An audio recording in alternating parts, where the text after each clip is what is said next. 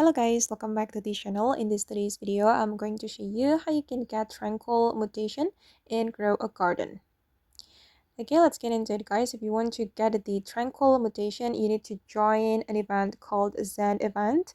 As we know that Grow a Garden has just dropped a new update and we will be able to join the Zen event in this update. And basically, when the event come, you just need to wait until your fruits mutated to Tranquil. And now the event is coming, guys. Now we will have chance to get Tranquil Mutation. And for your information, guys, this event happens every 1 hour. So make sure you join the game so you can get the Tranquil Mutation. Because if you do not join the game, you won't get the Tranquil Mutation on your garden.